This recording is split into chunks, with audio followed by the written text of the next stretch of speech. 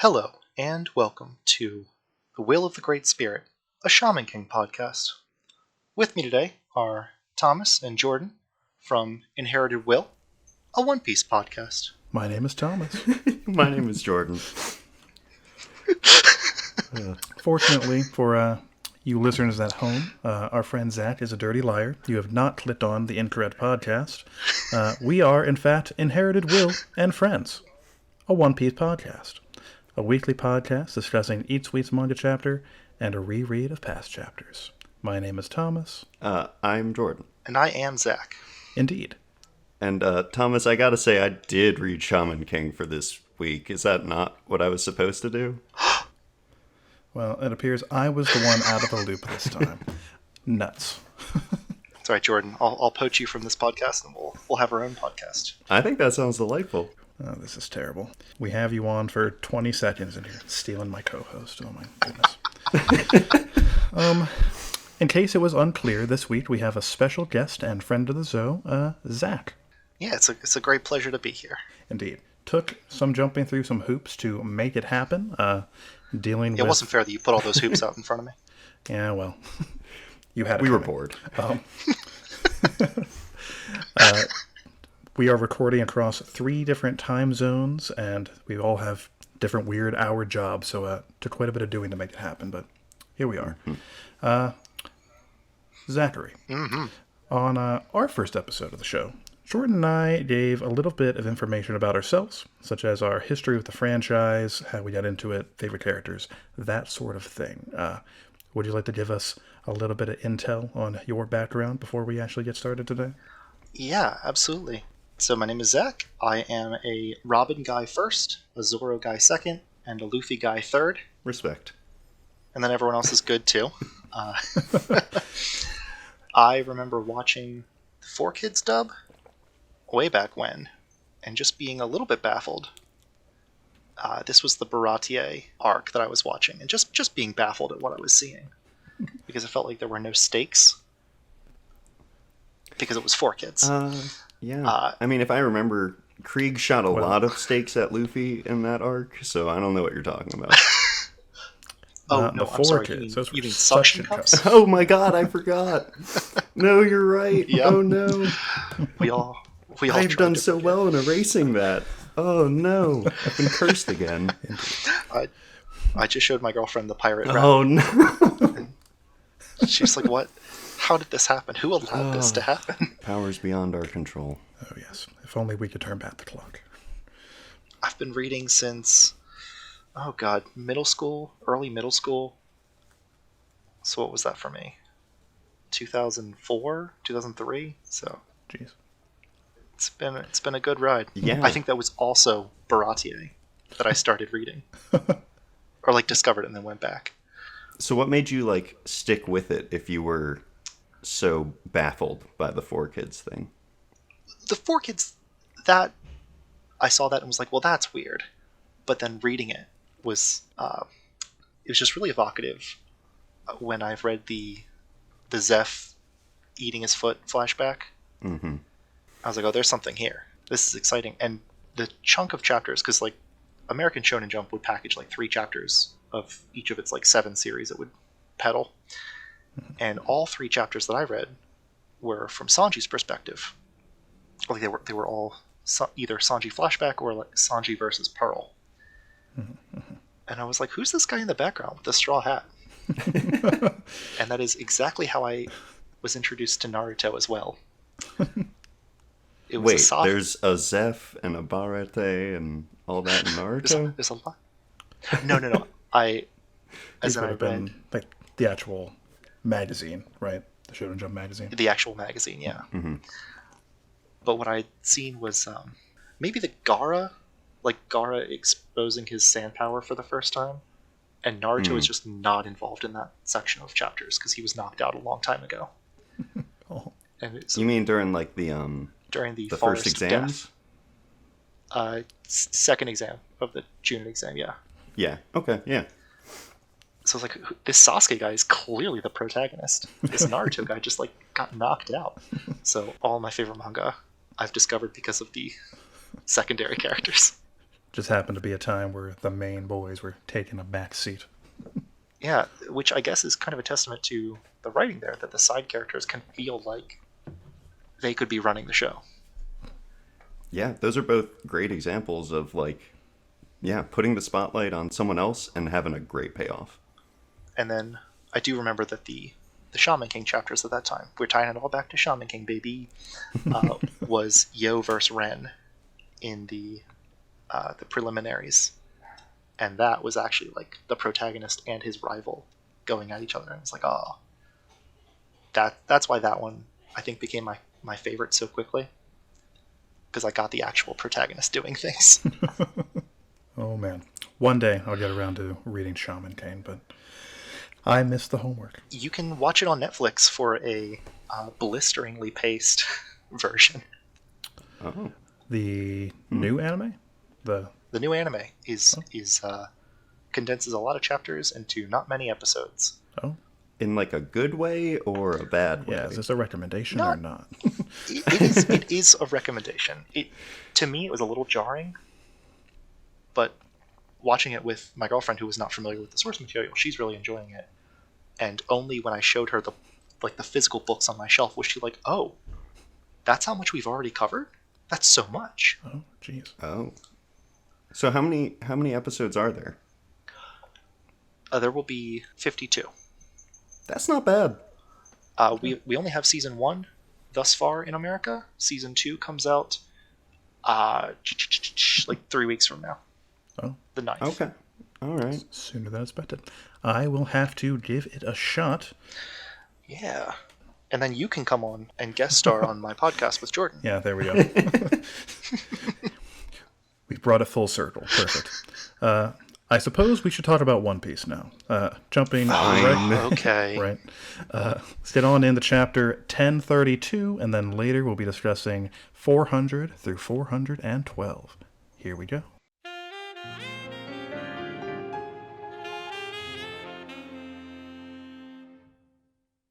Gotta stop by Granny's house first. Naturally. Eventually. I mean, her house is way up on the top of that hill, so still got a fair chunk of ground to cover. Oh, that second cat might not make it. You're right. They're both having a rough go. And the second one there is better built for this task, but is already exhausted. So we'll see. We'll see how that goes. Yeah. I wonder what they are delivering up to that hill. Looks like Yamato has like a pack with perhaps some food that she is dying to get, and like a barrel of sake or something. Now, am I mistaken, or is this Granny a Granny that we have met before? I think I read on Twitter earlier that people have been suspecting... Is this Bartolomeo's? I don't know about... I mean, that very well could be, but the post I read on Twitter was thinking that it was Caribou's grandma from that flashback. Oh. Gave him all the meat yes. pies way back in the day. Yeah. Mm-hmm. I did not verify this information, but this is the claim that I saw. Yeah, it's good enough for me. This is the high-impact journalism you come here for. That's right. Yeah. No doubt this is hinting that either Bartolomeo or Caribou will be imminently important to this current arc. It's all but confirmed. Thank goodness. Right. Guess we'll go ahead and... I mean, let's. Are we just dismissing the notion that Caribou is going to be important to Wano? Because do you genuinely believe that to be true? I do. Would you like to elaborate? Oh, we're getting into the theories real soon. All right. No, let's go through, and then we'll do theories later. Okay. All right. Don't let us forget. Okay. Jumping on into the chapter proper, starting out with our man Marco the Phoenix carrying Izo. Apparently the apparition, the Conjuro thing that has been just making a hot mess in the castle, has concerned Izo. Wouldn't you know it? And they are going to fly past Big Mom and find out what on the heck is going on with that. Can't blame them. Causing trouble. Yeah. Big Mom's just in a complete rage at this point, I guess. Like, blinded by anger at our two boys. Doesn't even notice first mate of the Whitebeard Pirates. Who's glowing with fire. Yeah, like very obviously. Yeah. Like, that's just not her priority right now. Yep. Got That's fair. physically smaller fish to fry, but they're the ones that cheesed her off, so fair enough. The samurai are giving the Kaido pirates down there a hard time, apparently, so they are bringing in the cannons to do something about that, apparently. The heavy artillery, while the place is burning to the ground imminently, is a bold choice, for sure, but I'm sure it'll pay off for them, without a doubt. I guess enough damage has just been done to the place that it doesn't matter what you explode now. I guess that's the mindset. Fair enough, I suppose. May as well cause more damage. Like, at some point, the repairs are just so expensive, you just burn it down for the insurance money. Oh, for sure. Then we pop on down to on this map it appears to be the lowest level, but we find out later that's not the case. The second basement Yeah, level. I thought that was weird. Right? You don't even see anything going deeper on this map, but Yamato knows best, I guess. Yamato, Apu, Drake, and Fuga the Centaur, apparently, making their way as low as they can get. Everyone trying to get each other's attention, pretty much, except for Yamato, who just kind of wants to be left alone in this instance. Yeah, got 4 horse legs on that man. Mm-hmm. That's fun and fresh. Very. And I think... I mean, it's played out in this arc. We've got speed already. Yeah, that's true. Maybe they're all we actually need is the same a person. Frankie Centaur. Oh, the Centaur Trinity. I've been waiting for Too that powerful. technique to come back, but still hasn't to this day. We can dream, though. Yeah. Now, I think last week I commented on how Yamato didn't seem to recognize Fuga, but very much Clearly does. Yeah, addresses him by name. Like says, "Come along, help me out with this." They have a little bit rapport. later on. Yeah. Yeah, which makes me question whether or not these 3 numbers could be those samurai. Because I would think the samurai would have tried to convey that to Yamato in a less chaotic situation than we're about to be in. Yeah, Jordan and I discussed that in brief last week as well, and we're kind of buying more and more into this theory. I mean, I don't think it's any coincidence that, I think not the next page, but in a few pages, you see Fuga running away from the camera, and as far as we know, all the those samurai guys, all the vassals of the Kozuki, have the crest on their back, and wouldn't you know it, Fuga's got all sorts of hair back there. Can't see whether or not there's a tattoo. That is fair, but I'm wondering what the relationship looked like before. That wouldn't have been conveyed. Oh, That's, you mean... yeah. Oh, yeah. That's... Because how much comfort would that have been for Yamato to know that, our 3 guys were, around and in remembered some her. capacity, yeah. Yeah. I imagine it would be rather scarring initially, knowing that her friends had been turned into horrible monsters, one of whom is also a centaur, but... And maybe that's why, trying to keep her from going attacking Kaido.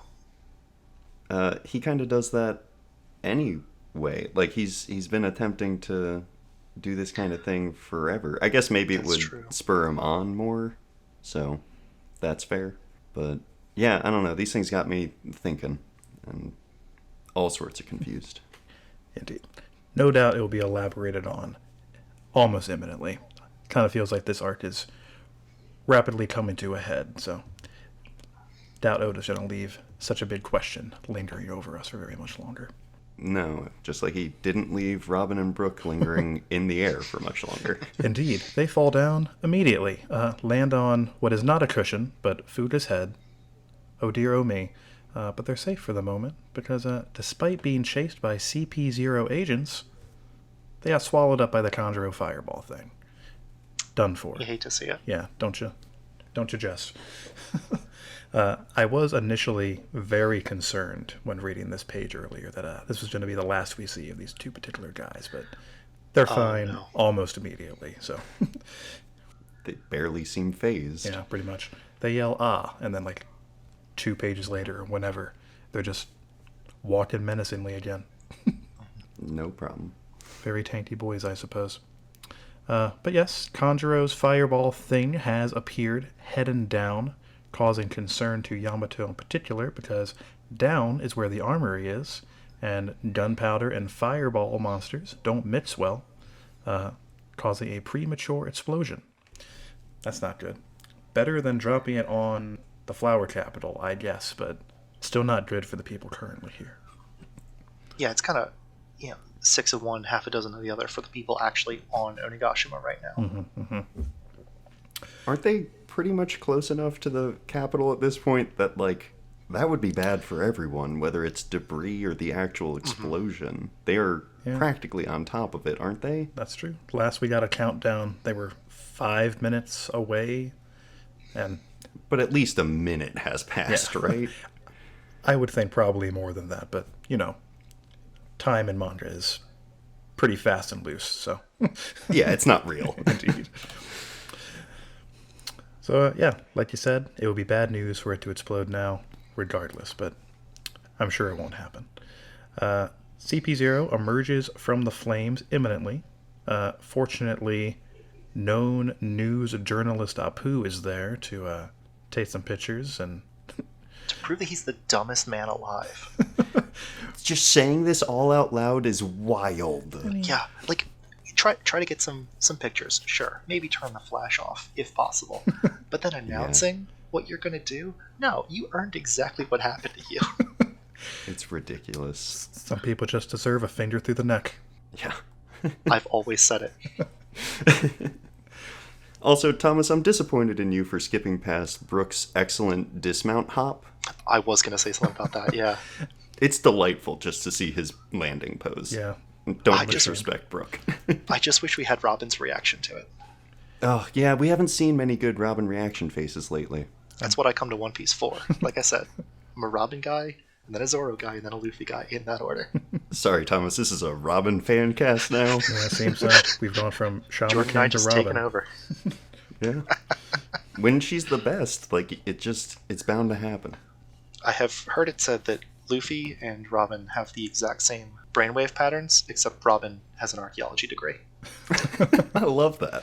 Yeah. I see no contradictions there. Works for me 100%. Yeah.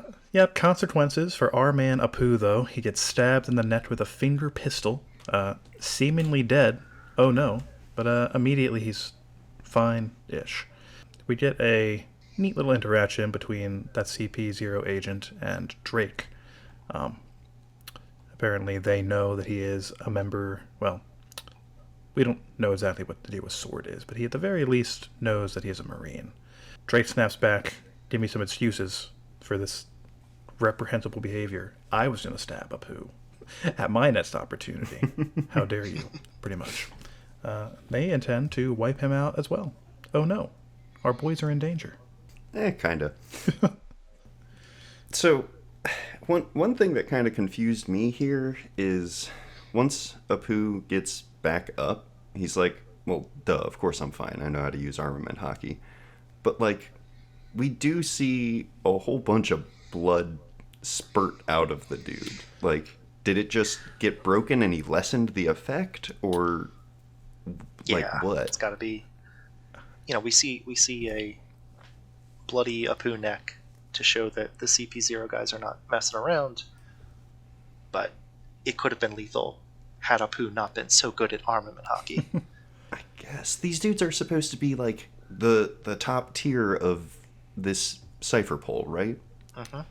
That's what we're told. I guess I've been downplaying Apu and Drake for a while now, because if they're actually about to go toe-to-toe with them, then that's pretty dang impressive.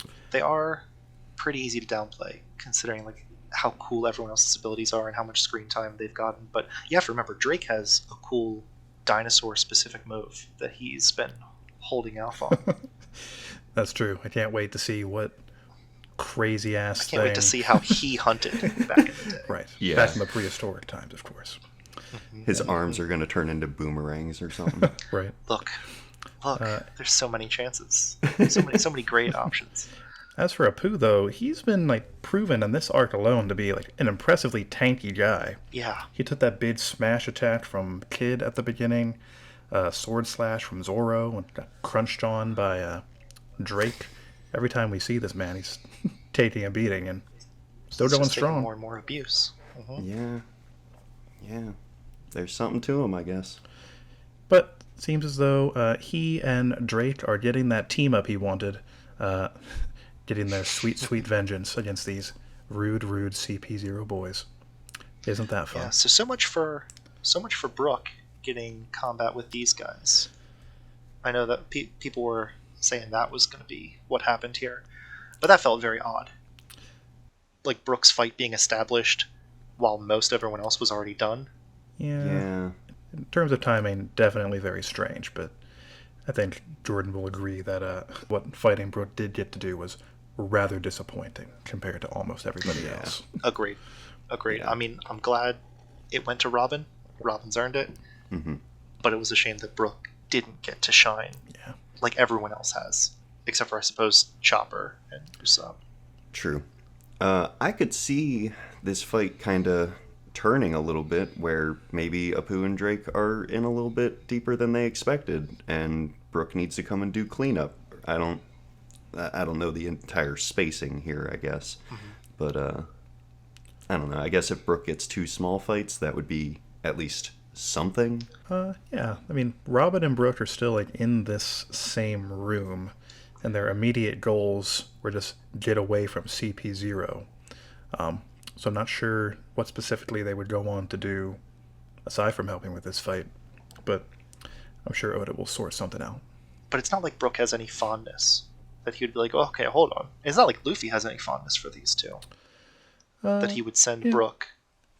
I think Brooke was there when like the mini alliance between Luffy and Drake was established, but certainly not Apu. He's like a known enemy, so.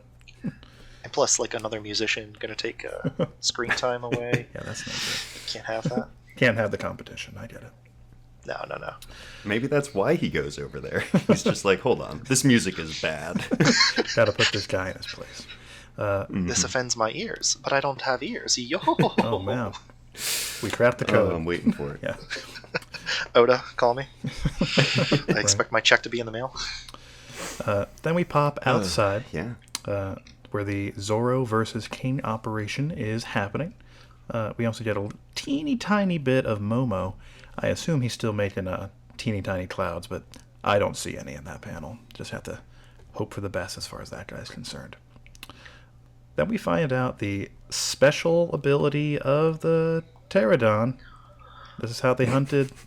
I feel like it should be noted that we don't get a second to breathe here. It's establishing shot. This is where King is. King is grabbing his forehead.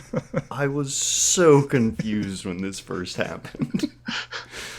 I was kind of so-so on this chapter when I first read through it, but the one saving grace, one might say.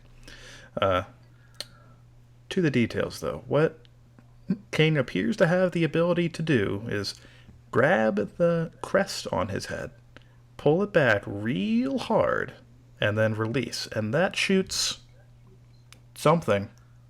His face is a slingshot. Is it like... But what's coming out of it? Is it like a rod? I couldn't tell you. I think it is that bony crest, and it just regrows. Oh. Yeah, because he has... But it looks so long in the panel where it says stake. Like that feels like a... Like an speed impact effect to me. Yeah. Yeah. Best and only guess at the moment. No doubt this will be expanded upon in the near future. Or so I hope. Every time Oda... I mean, he's done it like 5 times now, but it never becomes less amusing each time he does a ridiculous thing with a dinosaur. So, more please, Oda. I was really not sure that we were going to get one from King, because King has been so very above it all. Indeed. And then we have this panel of him making that tension face. Yeah.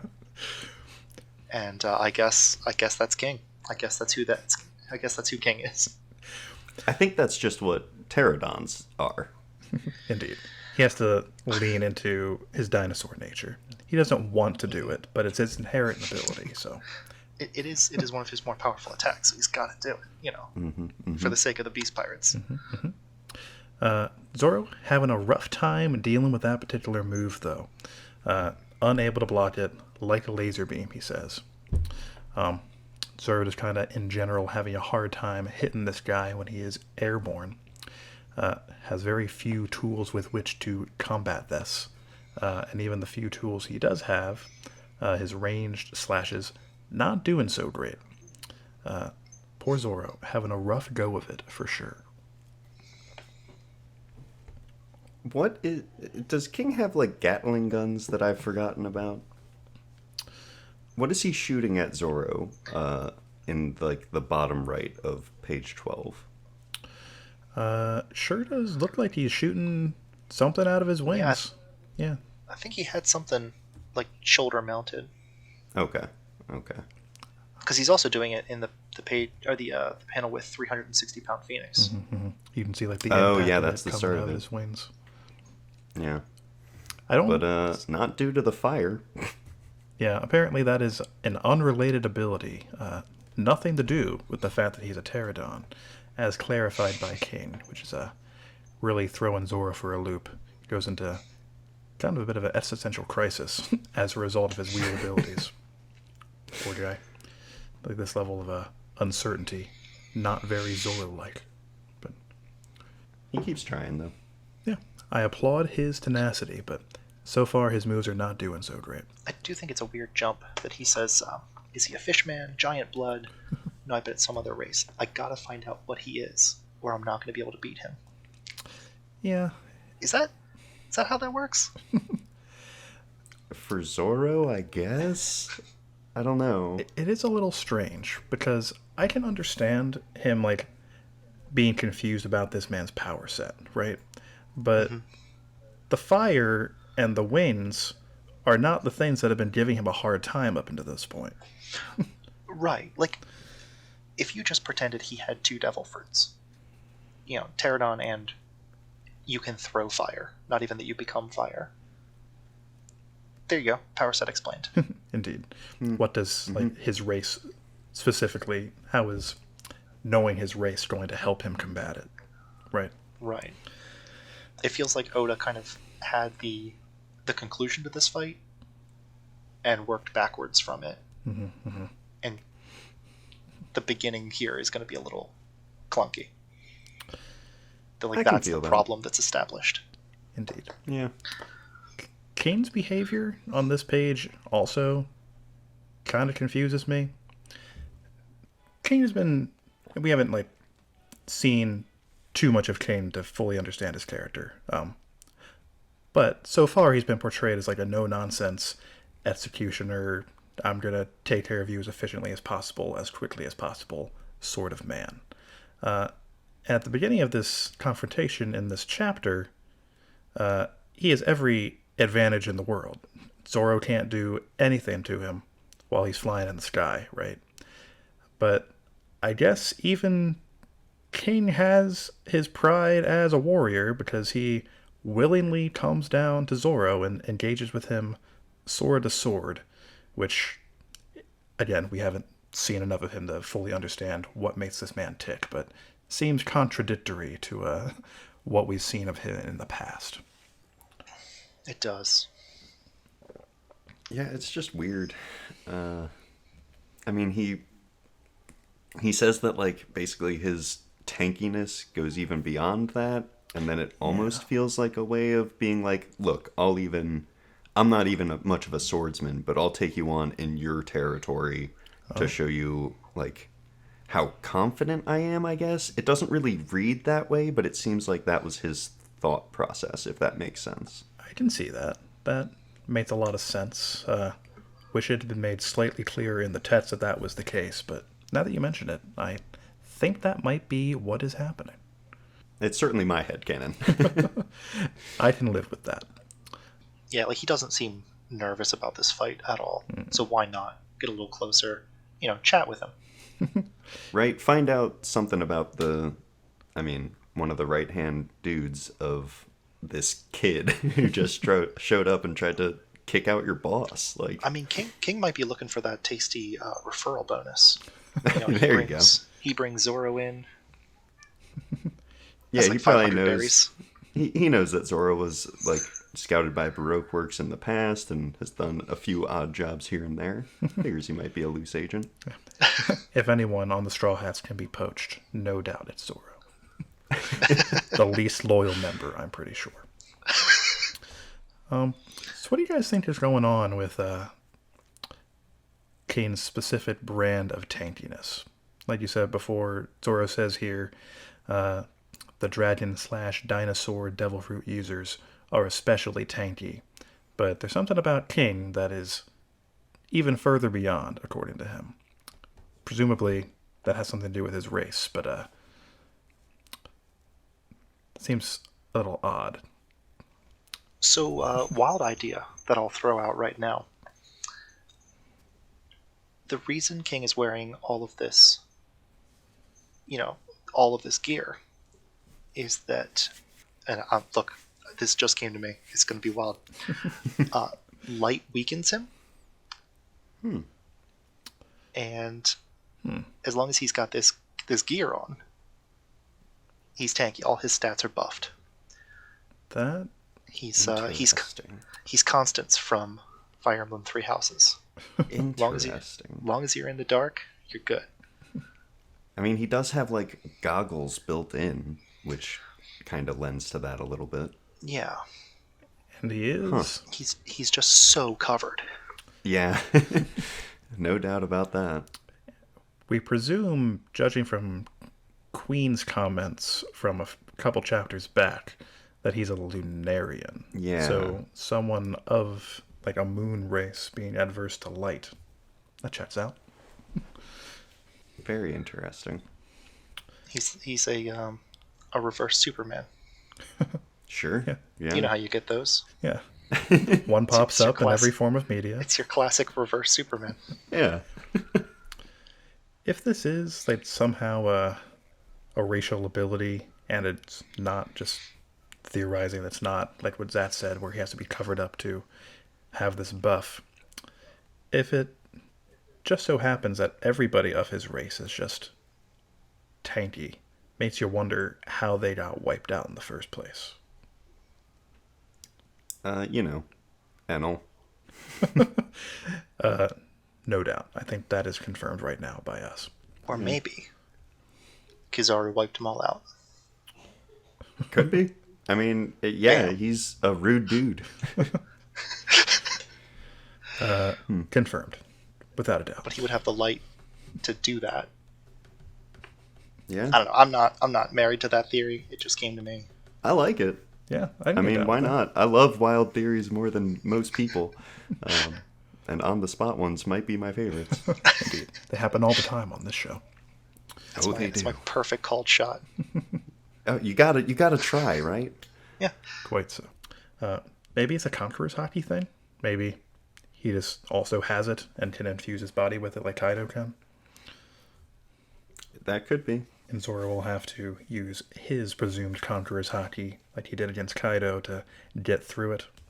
That's a little boring, I think. Thematically, that makes sense. Yeah. Also, we may have been saying that dinosaur name wrong, but whatever. Who cares? Yeah. Pterodon? No. Pteranodon. Oh, Pteranodon. Yeah. Oh, shit. I think I said pterodon once, and y'all were like, sounds good. At least we're not claiming it's a pterodactyl. Yeah, right? If Oda can play fast and loose with the abilities of the dinosaurs, I think we can get the name wrong on occasion. Perfect. So what's this Shamisen business? Yeah, that's another big mystery of the hour. Yep. Zoro hears the shamisen, right? And immediately Enma starts going bonkers. Mm-hmm. Is this coincidence? Is it connected? I don't know. Zoro's confused, and so am I. And Enma is confused. It's great. Indeed. When we figured out that I was going to be on for this week, I was really hoping with this chapter that there was going to be a cliffhanger that I could speak to, that I had some insight on. And I'm looking at this like, oh, damn, I got nothing. Right? Yeah. What on earth is happening? Now, it could be that Enma is just like reacting. It's Conjuro. Pardon? It's Conjuro. He's Oh. done this act before, Oh. disguised as someone. I do not believe that. I was like, okay, he's got to be kidding you. Yeah, I really don't think that's going to be the case. I think it's the actual Kimurasaki. I don't know how Hiyori got here. Stowed away on a ship, I guess. Don't know why. I mean, Well, someone healed yes, or someone kept the scabbards alive, that's true. and that feels like a her kind of thing. And now maybe she's just aiming for the king. You know, she sees this as her chance to take Orochi out because he's got a weakness to her. Yeah, I would love that. I can totally see that being the case, and poetically, that works out great, because out of all the people directly affected by Odin's death, basically at the hands of Orochi, Hiyori's had it the worst, because she had to come this far the long way around, right? She didn't get the time travel like Momonosuke did, so her life as a result of Odin's death has been a little bit worse than what he had going on. But And this could very possibly show us where Denjiro has been, yeah, I've been wondering because about he's that got guy. this connection to Hiyori, and certainly Orochi would be a priority target for him. And it's odd that he's been gone this long. Yeah, I mean, we've talked about that in the past. We haven't seen him in a minute. Not since the last time we saw Orochi getting chopped up, if I recall correctly. So maybe Hiyori fixed him up, and then they hatched a plan together.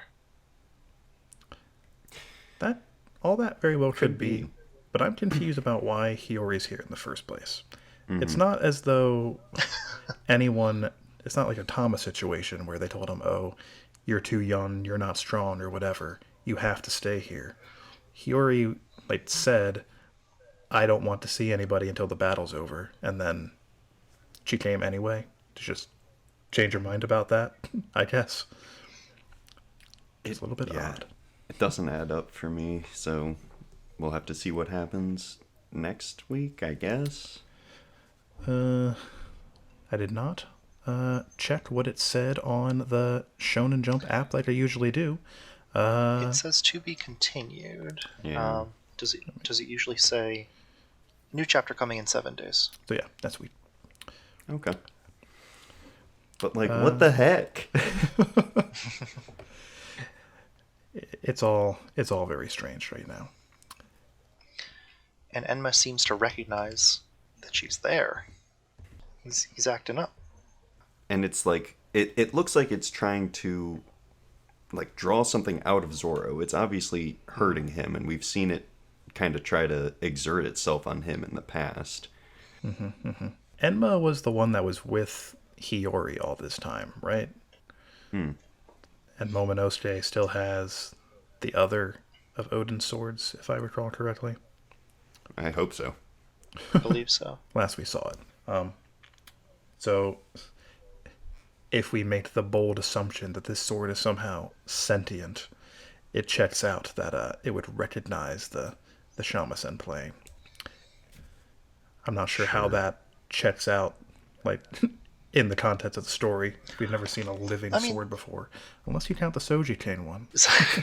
And Funkfried, come on. Oh, that's true. Zoro has commented on the personalities of swords before. That's true. Yeah. One of them he said would be a problem child. So he's definitely ascribing, like he's personifying them. Yeah.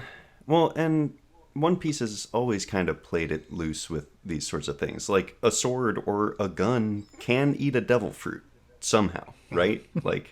That's true. That's not a normal thing. So maybe everything has some small bit of soul to it. I don't know. It's very Shinto of you. Right? Very Kingdom Hearts of you. That's true. All right, we're switching to a Kingdom Hearts podcast. Let's go. It's about that time. But I'm sure all these mysteries will be solved eventually. Before we move on, though, Zach, you wanted to say something in regards to Caribou before we moved on. Oh, correct? yeah. Caribou knows a whole lot of information that might be interesting to Kaido. For example, the locations of the red poneglyph at Fishman Island. That's the arc where he was going around stealing mermaids and causing a general mayhem. Yeah, so I can see Caribou finding his way to Kaido, and I mean, like, not present moment, but in a moment of calm, maybe caused by some other chaos, like Marines arriving. But finding his way to get to Kaido and, cracking a deal,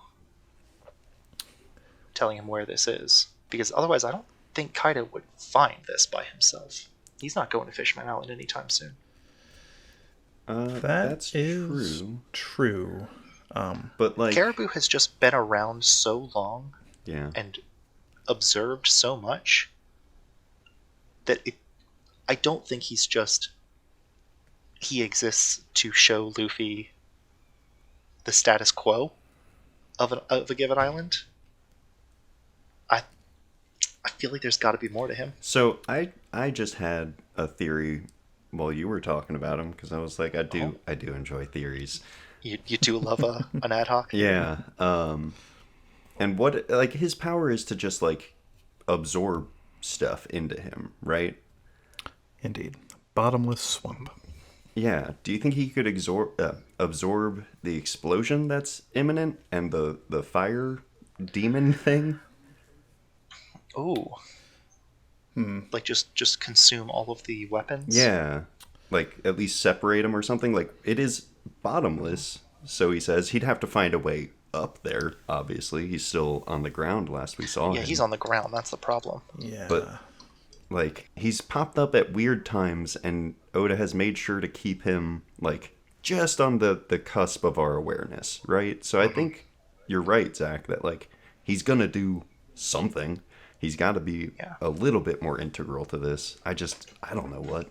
I don't have any specific ideas of what Caribou might end up doing.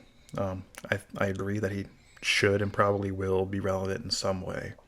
But to specifically speak on your point, Zach, doesn't it feel like Caribou would have tried to strike this deal when he was, like, in prison on Wano? And what was that? It does. Province? Why would he wait until, like, the tide of battle is kind of turning now that he has Luffy on his side to try and backstab him?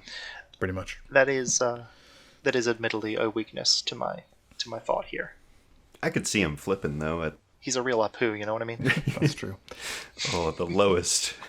Maybe if the battle starts to swing in Kaido's favor more than it has been the last few chapters, he'll try to jump ship again. But, yeah. Something's going on with that guy. I don't think Oda would bring him back as frequently if he didn't have any plans. But I believe we have talked about this chapter for long enough. Before we jump into the reread segment, we're going to do a little mini news segment this week. I'm sure the viewers at home have been really missing that. Zach has a little thing prepared for us.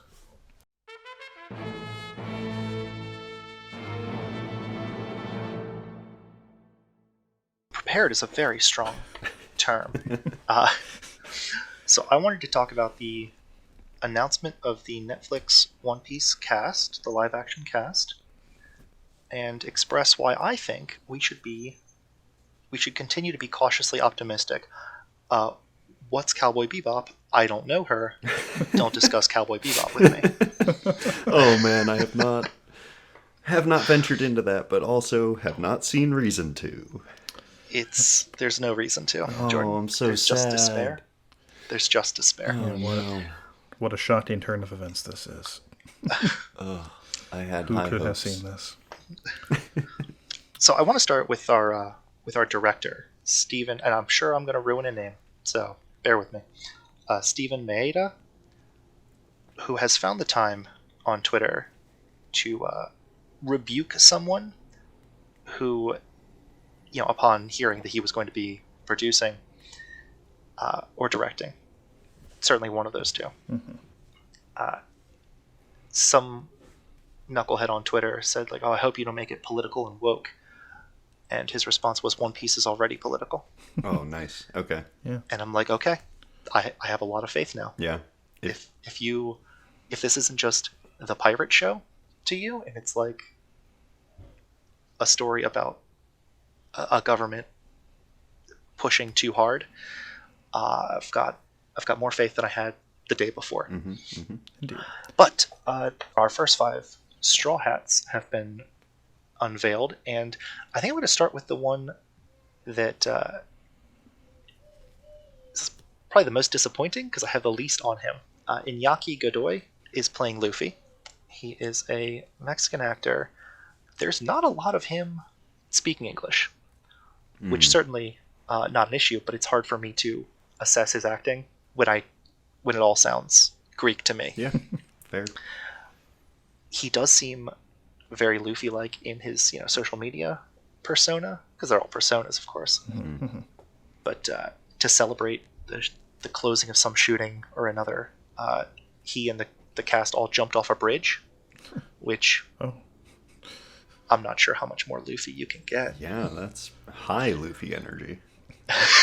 Did he also grab some of the people while he jumped off? Because if so, that's just a straight mirror to any slot. I have to believe so. Just practicing.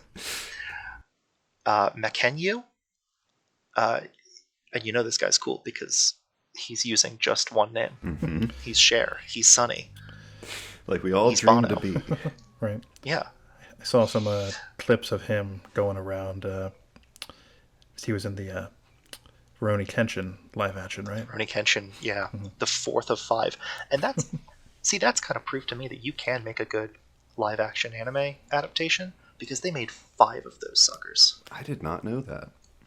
Yep. I hear they're good.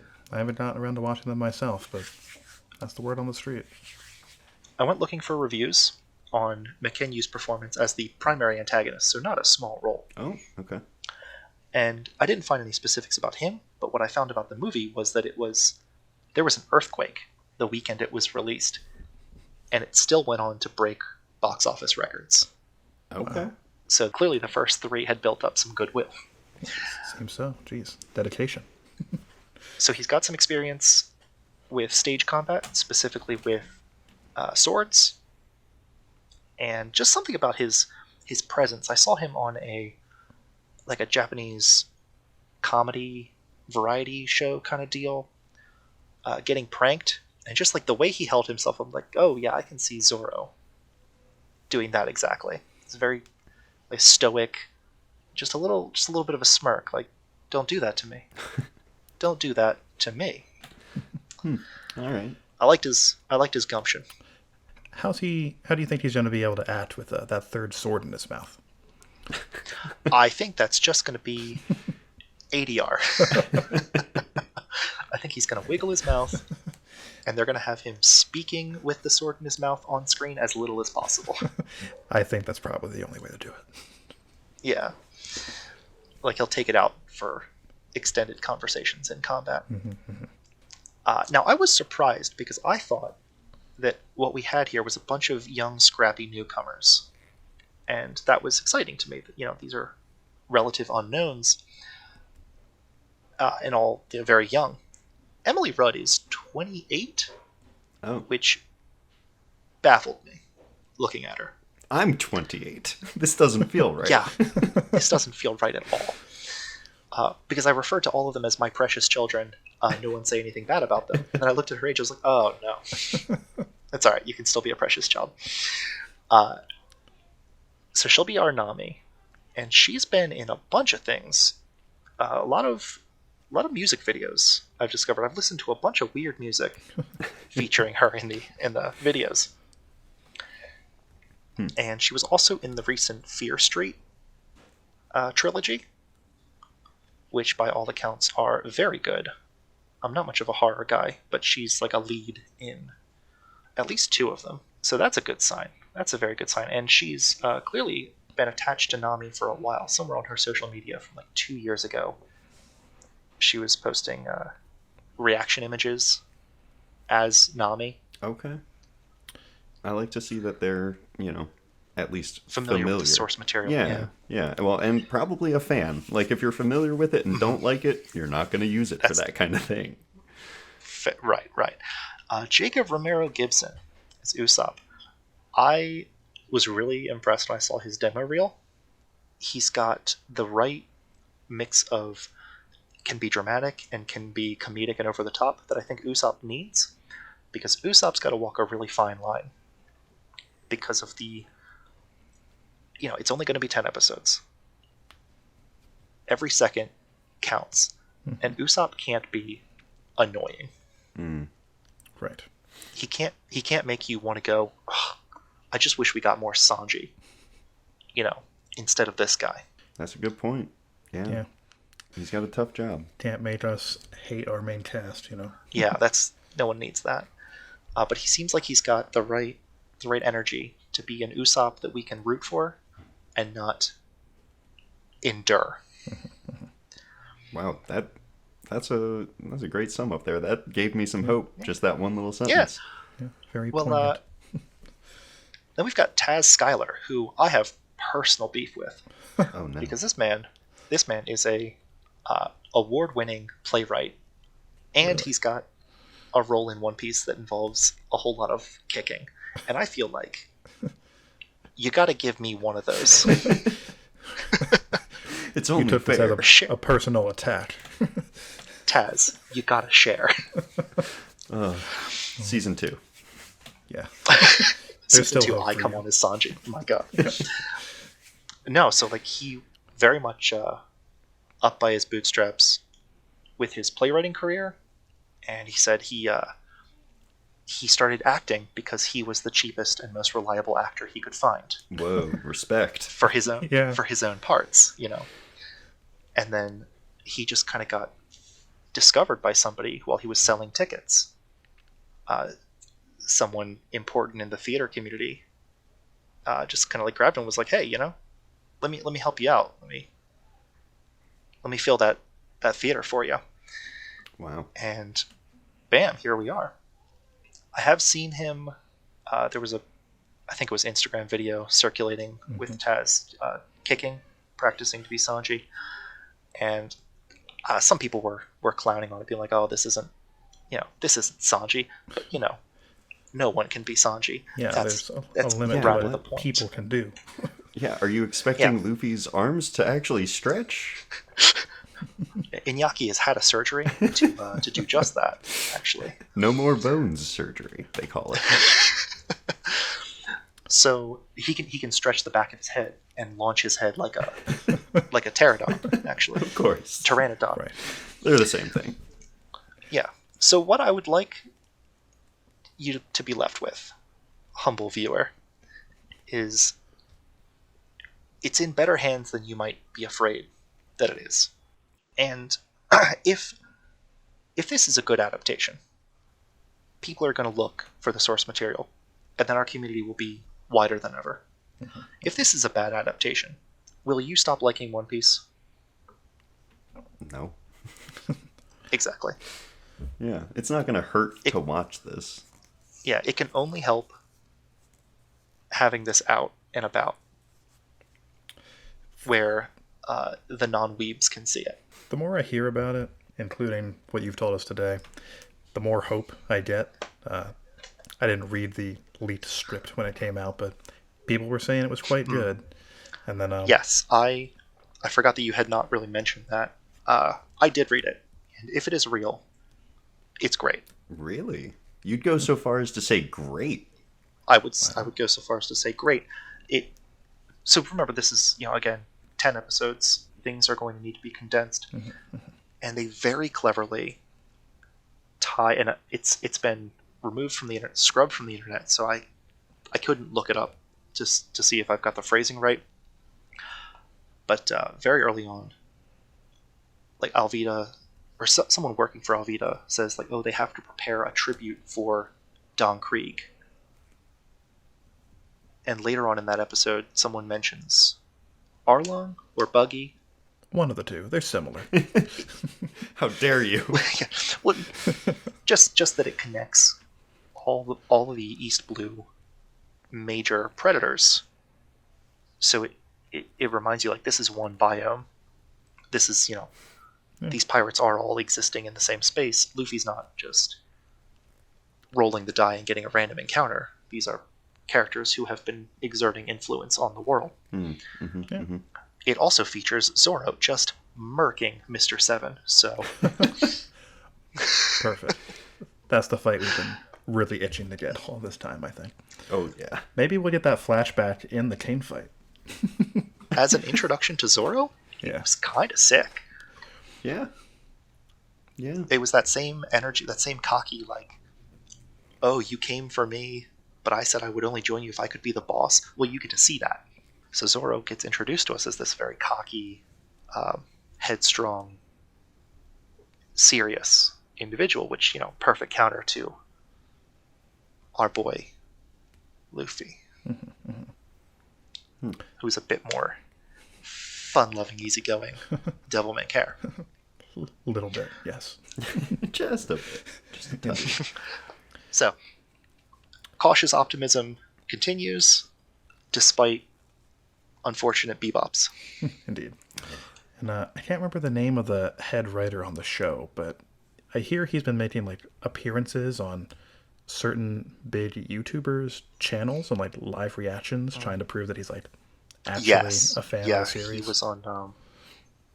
Yes, I saw one of them. I don't remember which YouTuber it was. Roger's Base, I believe. That sounds right. But yeah, if that actually happened, and I'm sure it did, if people are saying so, and it was genuine, then that's certainly a point in the series' favor. It's got the right people working on it, at the very least. That's it,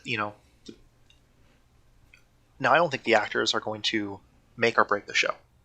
It's going to come down to the writing and the direction. And, I've seen a snippet of the writing, I believe that was legitimate. It's a good sign. Director/producer, whichever one he is, my bad. That's a good sign for me as well. Potential spoilers for the first episode of the live-action One Piece, I guess. I really should have tagged that, my bad. But yeah, thanks a bunch. I really hope that helps put some of our listeners at ease. That it may not be as much of a train wreck as the internet seems to think it will be. So, like you said, we're operating with cautious optimism. Because what's the worst that could happen? It's bad? Okay. Yeah, we've dealt with that a number of times now. Indeed. I wonder what a bad One Piece adaptation would be like. That sounds terrifying. Indeed. Sure would suck if we got one of those. Oh dear. But unless you have anything else to say on this subject, I guess we're going to jump on into the reread segment. Yeah, I appreciate the time on the show.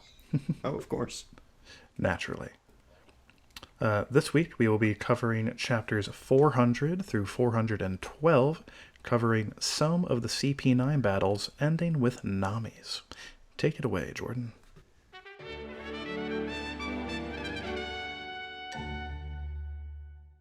All right. So we've been chatting for a while, so I'm going to try to make this succinct, both for ourselves and for the listeners. But like you said, it's a lot of fights, this chunk, which is, it worked for me. Usually I'm not much of a, like, give me all the fights at once kind of person, but this was nice. But before we get to that, like, just to establish the start, we start with, basically the standoff still happening because CP9 are the most disciplined people on the planet.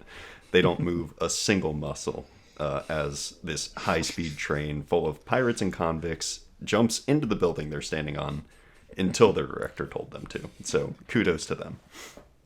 Then the crew splits up in order to hunt down CP9. They've learned that they each have these keys. Nobody knows what key they need, so gotta cover ground quickly. And the first real action we see is from Zoro and Kaku. I love the start of this fight. My god, I love it. Before Kaku transforms, when they're just two swordsmen letting loose, like flying through the air, and they land on these dynamic poses and they keep pulling out tricks, it is so good. I'm not even a big Zoro fan, but this did it for me. Also, you gotta appreciate that Kaku was so reluctant to transform until he proved to himself that he needed this power boost. Well, Jabra just kind of went right into it. Indeed. Jabra says he's not the kind to toy with his prey, so gotta start with the big guns, even against somebody like Usopp. Fair enough. Kaku really is the first draft of King. Whoa. Zone user, swordsman, uses his power in a very interesting way. Yeah, has projectiles that they can produce. Yeah. Mm-hmm. Lawn nets. I'm just waiting for King to pull out the pasta machine. Oh, it's coming. Man. And that's going to give Zoro the opening he needs, because he's seen that move before. Can't wait. Yeah. Yeah. We're always cracking Oda's plans on this show. Well, Must be rough being three geniuses. If I find him, I'll ask. Right. Yeah. The early bit leading up to the early confrontation with Zoro and Kaku, I've always found especially enjoyable because it starts as a nice, simple premise, right? Robin's wearing handcuffs, can't break them. CP9 has the keys, only one of them is right. Basically, get the keys, save the girl. Yeah. You need one key, and then you can go. Right. Mm-hmm. Don't know which one it is, though. But no. And the Straw Hats and Co. even have a numbers advantage, because they've got, 7, 8 guys. There's only 5 CP9 agents with keys right now. But almost immediately, literally in this same chapter, things start to get a little bit more complicated, because things have immediately gone wrong. Frankie runs into Fukuro before he can refill on cola. Usopp runs into the third strongest guy, all by himself. Sanji encounters the one woman on their squad, and only initially Nami seems content in her confrontation with Kumadori, and Zoro is, of course, going to be fine going up against whoever, but everyone else has gotten themselves into a right mess, all in Chapter 400. And really helps drive those stakes up super high right off the bat. Yeah. One Piece is definitely the story of the underdog, right? And this sets up, as you said, pretty much all of them in an underdog situation, which you gotta love, because the payoff is that much better. Quite so. Well done, Oda. Crammed a whole lot of fun stuff into one chapter. Yeah. Oda also made me do some research this time, because yeah, it's awful. When Kaku's devil fruit is talked about, it's I think Jabra refers to it, he calls it the ox fruit, model giraffe, and I was like, that's kind of weird and sounds familiar. And that's because your boy Dalton has the same fruit but bison model. And then I was like, wait, how close are giraffe and bison? And it turns out pretty close. Based on my 5 minutes of research, they have a common order classification, which they share with reindeer, camels, and even some whales and dolphin. Wow. For reference, the order of humans is primate, just to ground that for people. And apparently, according to Wikipedia, that whole order, Artiodactyla, something like that, is basically classified as hooved animals which bear weight equally on 2 of their 5 toes. So, now you know more about some animals. Thanks, Oda. Well, getting paleontology from Oda this chapter, and getting some animal intel, some sweet, sweet science from you. Wow. Inherited Will the Knowledge Podcast. We stand a zoologist king. Oh, yes.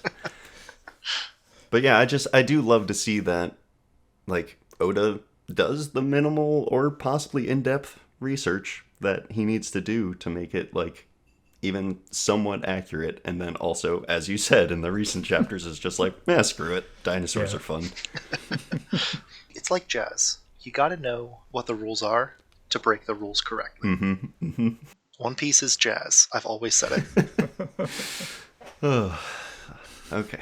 So back to, like, the actual things happening. During the fight, Kaku and Zoro fall through the roof, I guess just from, like, the added weight of a giraffe. But they end up in the same room with Usopp and Jabra.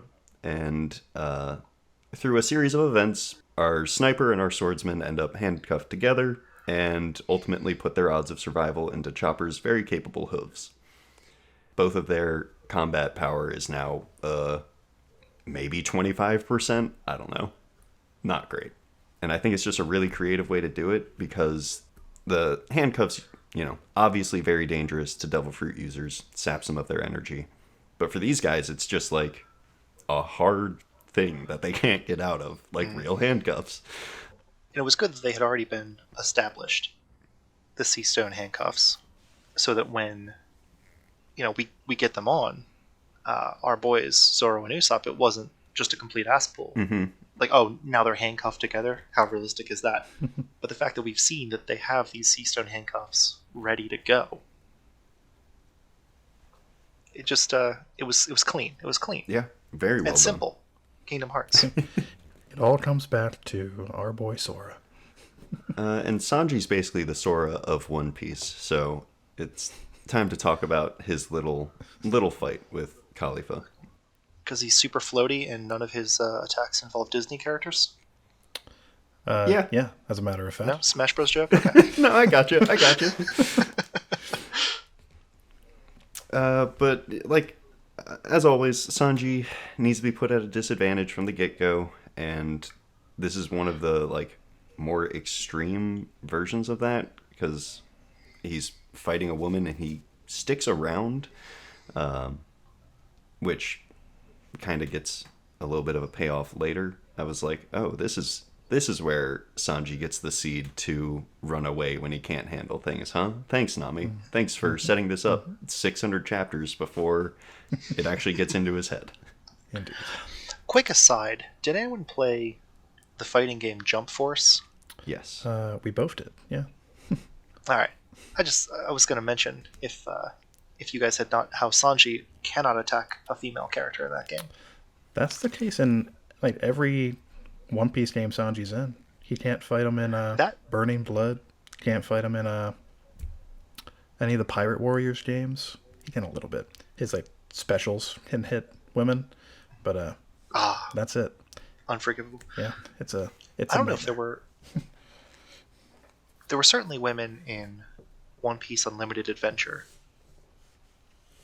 I would need to go back and see if he can attack them in that game. I'm not entirely convinced that there were any female enemies in that game.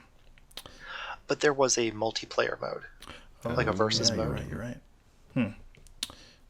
More research is needed. For female characters, I think it really was just limited to Nami and Robin. Yeah. Oh no, I guess I have to go put Unlimited Adventure back in my GameCube. Oh, what am I going to do? Or my Wii. What am I going to do? Nuts. Oh, I've got homework now.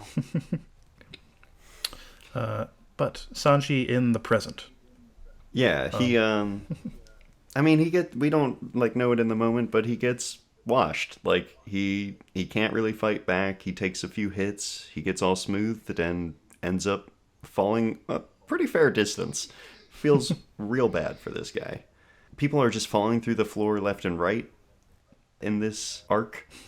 Not sure. There's also a lot of, like, slowly converging piece by piece, which I guess that happens in other arcs. Like, that's kind of happening in right now. Onigashima right now, yeah. Mm-hmm. But basically just jumping fight to fight at this point. The next big one is like Frankie's fight, which, similar to Zoro and Usopp, Chopper shows up and they end up kind of in a 2-on-1 situation, where they're both down on their luck. You know, Frankie's low on cola. Chopper used his Rumble Ball too early. Bad times for both. But with every fight involving Frankie, this one doesn't really stay too dark, too sad, too scary. It gets silly almost immediately. And I'm always grateful for these little reprieves from being worried about all the characters I like. Frankie pulling out the shoulder rockets that home in and trying out the different juices will always work on me. Thank you, Oda. His sideburn blades that he throws. Oh my god. Oh, the best move. Where's that in post-time skip? Yeah, right. It'd be too powerful.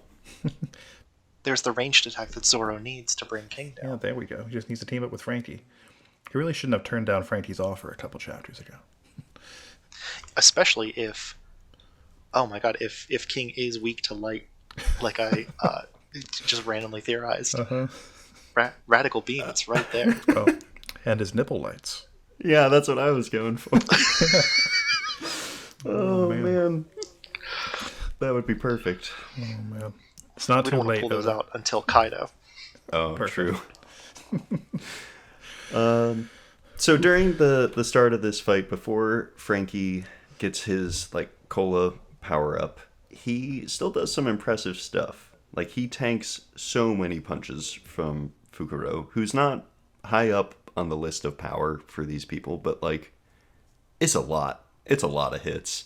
And I don't actually know if his defense is augmented by the cola. Like obviously his offense is, but he's kind of just metal in the front, so I don't know if that plays in. I don't know if y'all do, but I'm impressed regardless. And then he actually goes further to impress me, because I was like, I don't know, I'm always trying to see how like almost the role of the character fits into the fight. It doesn't always happen, but I like it when it does. And I was thinking about it for this one. After he gets the power up, after they like burst through the wall and go into the water, like all of these things, not only is Frankie like thinking on his feet, he's doing quick maneuvers, all those things, saving himself, hindering the enemy, but also when Fukuro does his like super cartwheel iron ball move, where he's just spinning through the air, building up that centrifugal force to slam Frankie somewhere. Frankie does like the math in his head while spinning on the fly to pull off the perfect coup de vent to the side to like stop the rotation. And I feel like that's pretty engineer good. Like he would have to know math and be comfortable with the things that he created and be able to dial it into that amount. And it's just, it's it's a cool setup for an even cooler finish. It does remind you that Frankie is not necessarily one of the crew's dummies. He's an engineer. Right, exactly. Yeah. I love seeing it. Like he plays dumb, like because he wants to have a good time, you know. Yeah, he's a party boy. Yeah. He wants to live the himbo life. But also, you know, get a few beers in him and he'll design a whole airplane or something. I don't know. Yeah. Yeah, exactly. We've all got that friend. Yeah. So it's just like this sets him up really well for his position that he will land in the crew. And I don't know. There's no way that I could have thought of that when I read this before. So it's nice to see it this time. Oh, and he does pull off another Frankie Centaur. So like 10 out of 10 battle. Yeah, that's true. Any It's two attack. centaurs for the episode. Perfect. They always line up in some way. All right. The main thing I want to point out for Chopper's fight is the focus on just control and the lack thereof. Because, I mean, I think Kumadori is the one that says it, like he has such precise control over his body that he can command all of it, from his hair to his metabolism to whatever. And Chopper, he thinks he has him easily. Well, Kumadori thinks he has Chopper easily beat because he's taken the second Rumble Ball by now, and his powers are not working as they should. Which it's so interesting to me because like the lack of control is kind of built up as why Chopper is not doing so well, but then it's also what saves him in the end. Both the random change into I think it was Brain Point or whatever to get him away from being stabbed, and then by fully giving up control, taking the third Rumble Ball and letting loose as Monster Point. Like, it's an interesting turn there. It's kind of simultaneously the trust in his own medical knowledge and ability, and also his willingness to just be what he's been afraid of being, right, for the sake of the crew. Yeah, if not now, when, right? Mm-hmm. You're absolutely up against the wall. Mm-hmm. They call you a monster, but these people love you, even if you are a monster. So be a monster. Mm-hmm. Yeah, I love it. Chopper goes on to continue to reconcile that all the way up until time skip, pretty much. And he fully leans in that Monster Point. Yeah. Yeah, and I have to imagine this is where the seed is planted, where he's like, well, yeah, I can fix that. I can control that. Mm-hmm. I think a lot of seeds get planted here. Because Enies Lobby seems like, even more so than Alabasta, where they don't hit a wall, but they hit a big enough stumbling block that there's a realization like this isn't enough. Especially with Luffy realizing, I need these gears. I can do better than just throw in punches. Mm-hmm. Mm-hmm. Yeah, I mean, it's kind of a necessary element for a good arc, right? Like, well, I guess, I don't know. I say that, but then post-time skip Fishman Island, like, just watching them blow through everyone is pretty good, too.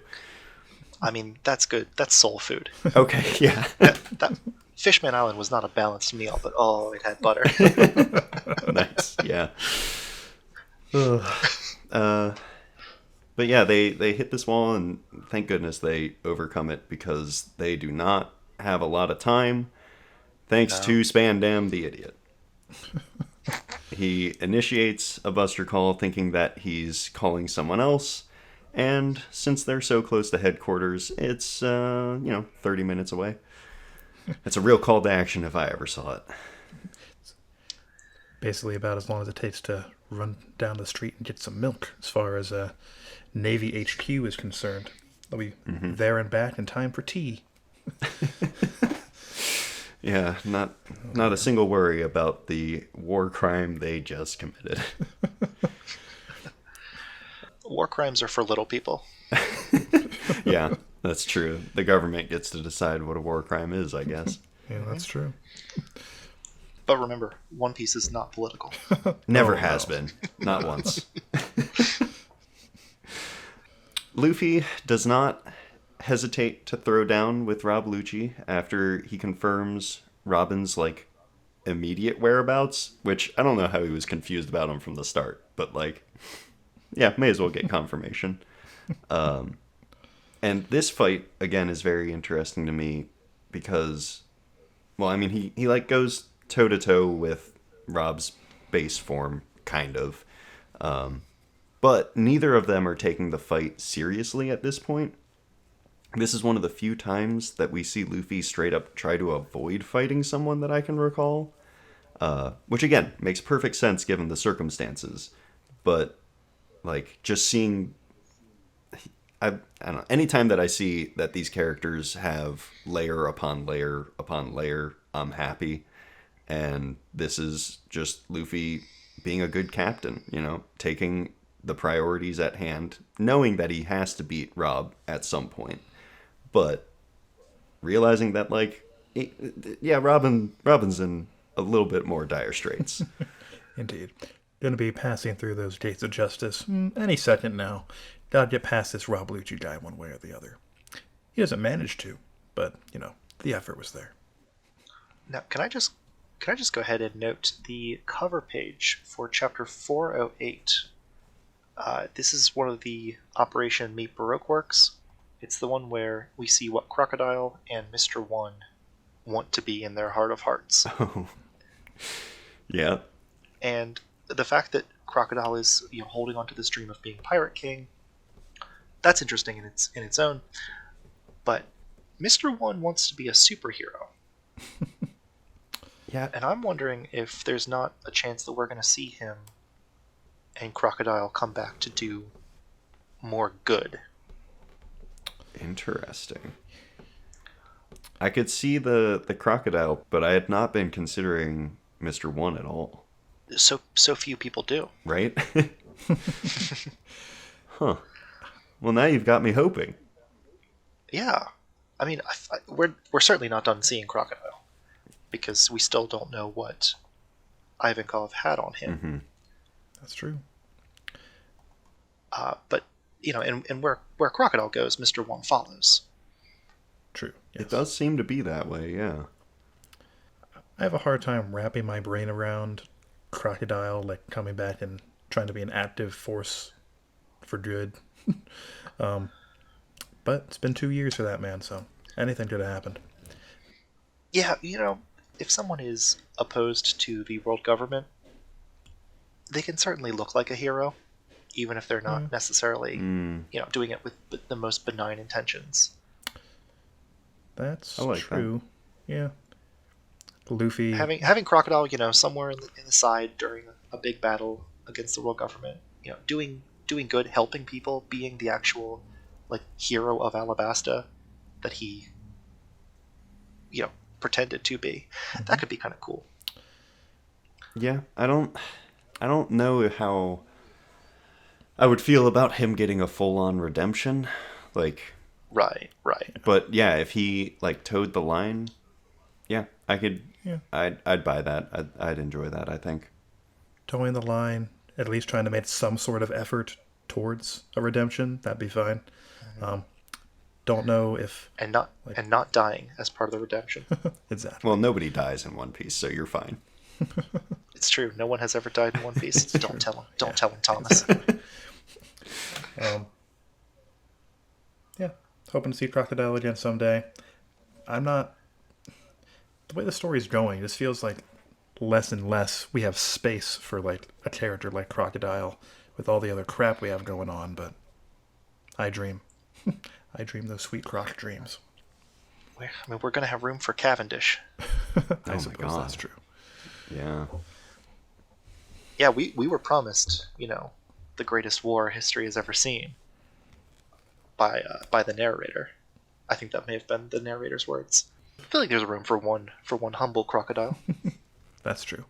But if Brownbeard shows up, that's 1.5 crocodiles, and that's too many. So gotta cut some of that out. Is that another centaur? Yeah, that was the. My God. I thought we reached our quota. Nope. Never enough. Oh, we're gonna get fined now. Yeah. Luffy and Rob Lucci. That was the thing we were talking about. Mm-hmm. Right. I mean that was the main thing for me. The turn of, I don't know, feelings for Luffy until he's proven okay, fine, I gotta deal with this or I'm not getting anywhere. Indeed. I'm sure that was Luffy's original plan too, until it didn't seem to be going too well. Mm-hmm. But I appreciate him making the effort. I also really appreciate the 2 specific bits of choreography in that arc. Well, perhaps not choreography, but 2 clashes specifically. When Luffy and Rob Lucci are having that first clash, and they at the end of it, their fists collide. You see the zoom in on their fists, and they're both all wiggly. Very striking. I can see Luffy's hand as being that way pretty frequently when he fights, but not good for Rob Lucci's wrists, I would think. Well, didn't we see Khalifa use some wiggle hand finger pistol move. Maybe that's just a part of it. Yeah, I was hoping you wouldn't bring that up because I don't understand what on earth is happening there. But yeah, maybe that's just an ability they have. It could be part of the paper art, I guess. I don't know. Yeah, that could be. Six powers, man. They're weird. Yeah, not my favorite. Okay, I would like to, and again, draw attention to the chapter, or the cover artwork for chapter 412. It is again Crocodile and Mr. One. I apologize for coming back to this, but we get a better look at Mr. One's superhero outfit, and it kind of looks like Ichiji's. Oh, it kind of does. Yeah.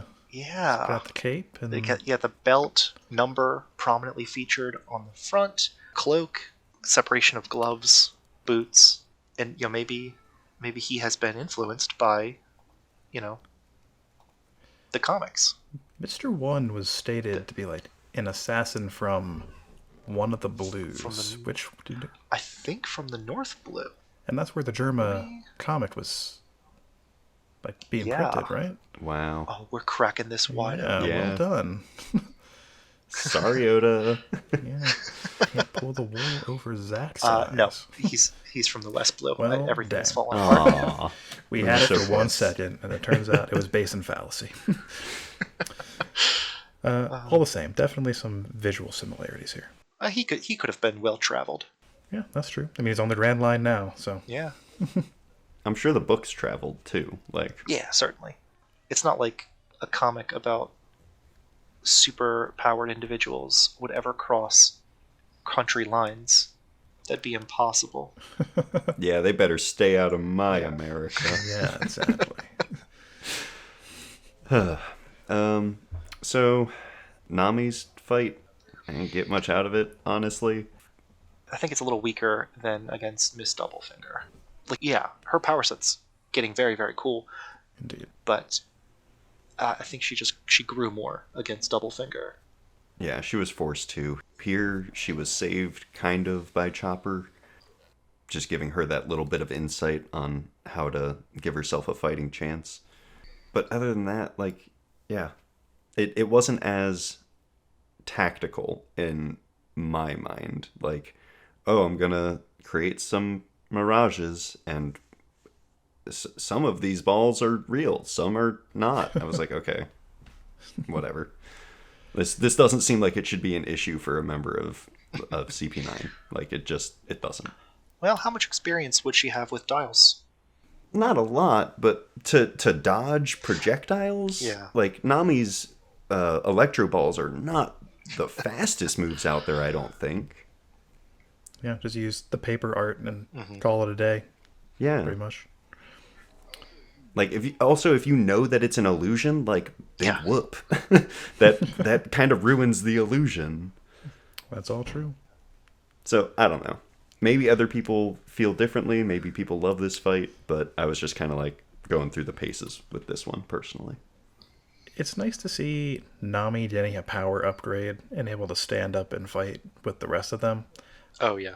But it comes at a cost, Like Zach was saying, with the Miss Doublefinger fight, she was at a massive disadvantage and had to use her intelligence to work through it.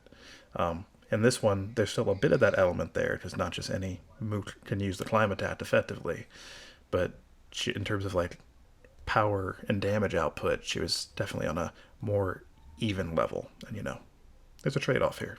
That's unfortunate, I suppose. It's a good way to sum it up, though.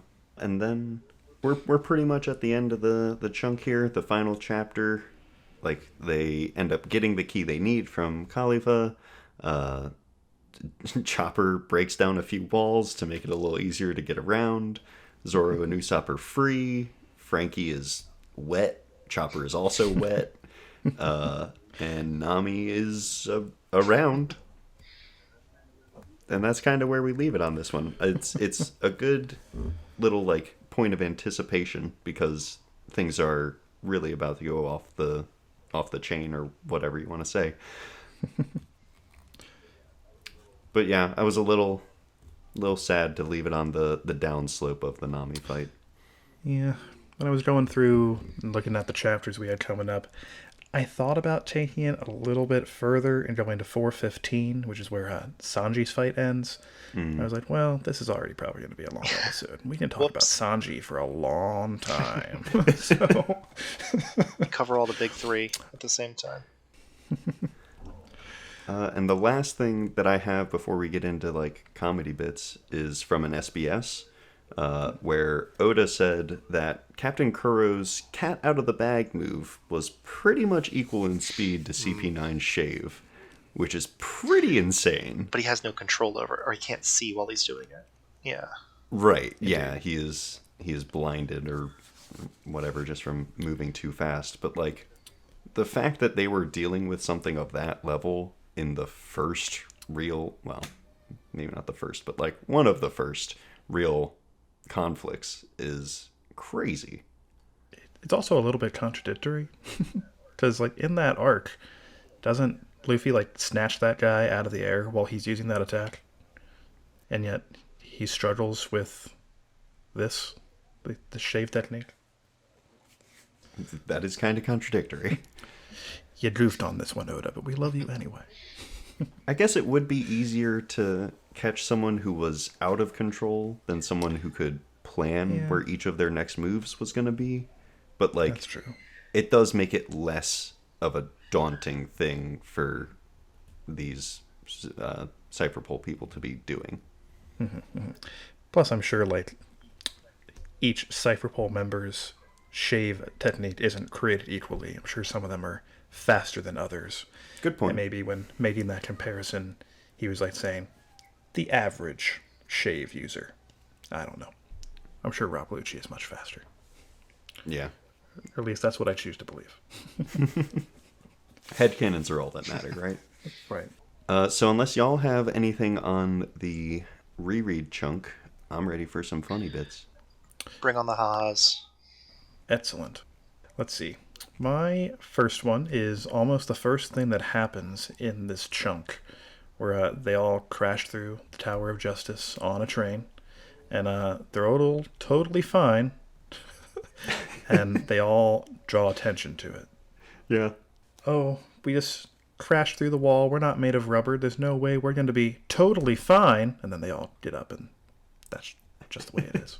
It's very good. And then I think almost like directly after that, when Fukuro first shows up, Luffy sees him and asks, "What is that?" instead of "Who is that?" Indeed. Just like, what is that thing? That is a fair question, Luffy. I do not blame you. Let's see. I think in that same chapter as well, or maybe one or two after, Usopp stressing out about that rooster in Jobra's room. But as soon as it opened its mouth, it only does a little chirp, and he's the one who freaks out about it, and he's the one who wakes up Jabra. Poor Usopp. Yeah. Got tricked. Got tricked bidly. I also love how matter-of-factly he was just like, the rooster, the loudest animal. Delightful. That's just Jabra fact. saw that Yeah. Lucci had gotten Hattori, and I was like, you know what I need? A bird in my life. I bet I'd be an even better bird owner. I bet I'd be the best bird owner ever, and I'd show that stupid Lucci. Oh, that's how they win in the end. It's by embarrassing him. I'm quite sure. I think this happened before that when Nami meets Kumadori. For her first thought is, he's so loud. Not even like he seems scary or he's large or his hair is weird. It's just, God, this guy's loud. Yeah. Not even, oh no, a CP9 agent. Yeah. Just, oh, loud guy. And she hangs right. out with some really loud people, too. Indeed. So that's saying something. I think in, I forget which opening it is, but one of the ones on Sabaody, they flash through all the Straw Hats, and in the background there's like a wall of text that just kind of describes them in vague terms, right? And one of Usopp's in that opening is a very noisy man or something to that effect. Bonafide proof right there. Usopp, loud guy of the Straw Hats.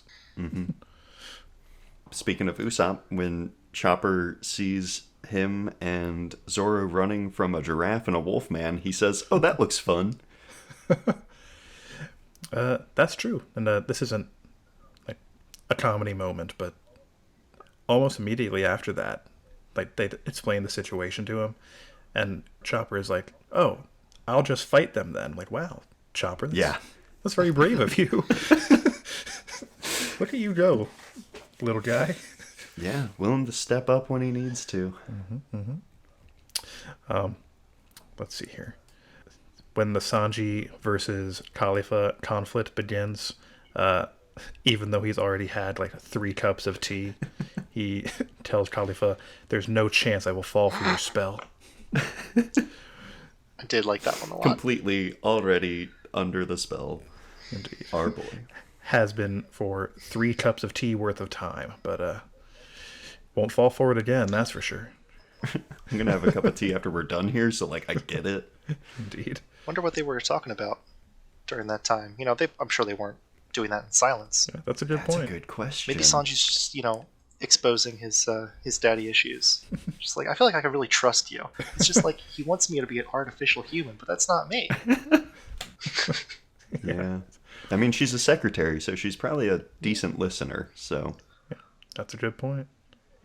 Incoming Sanji Khalifa conversation flashback to resolve his issues during the Queen fight. Don't tempt me.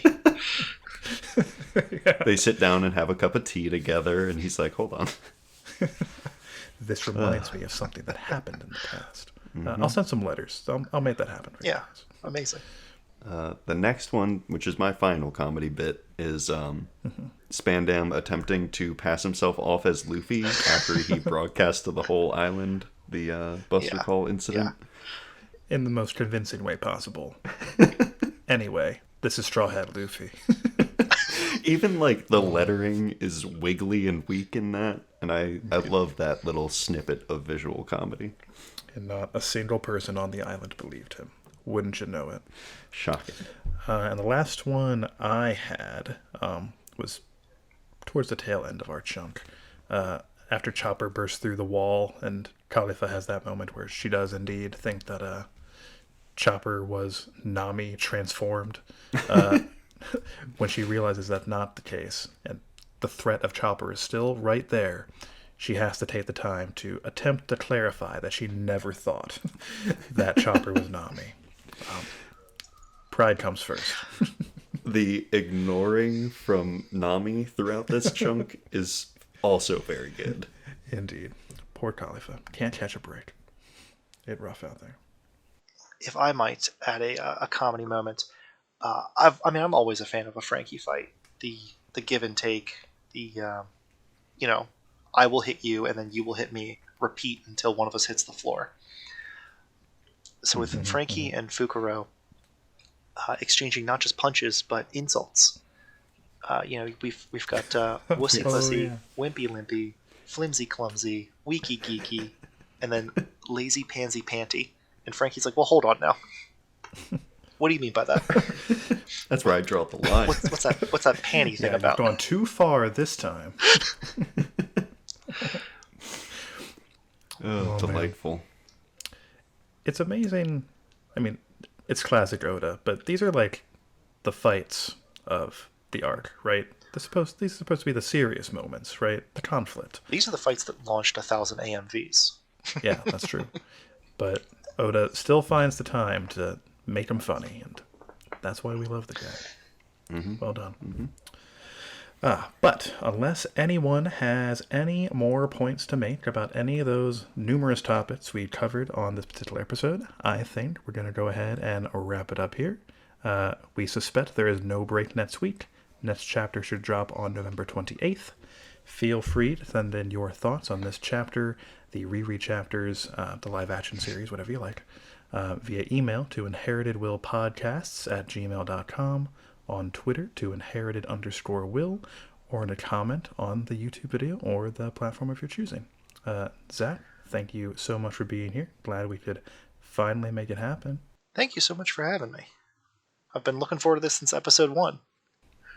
I was like, do I ask them if I could be a guest star? Do I wait for it? Is it desperate if I ask? We'll get you back before another 35, 36 episodes have passed. Yeah, here's hoping. Fantastic, because I've got some wild theories and I'd like to, Oh man, to we can get just them out. we can just have a theory corner. Just a theory corner. Zach's conspiracies. All right, Zach's we even have the name of the conspiracies? segment. Sure. Perfect. But for the moment, again, thanks for being on, and thanks to you at home for listening. Bye-bye. Till next time. Bye.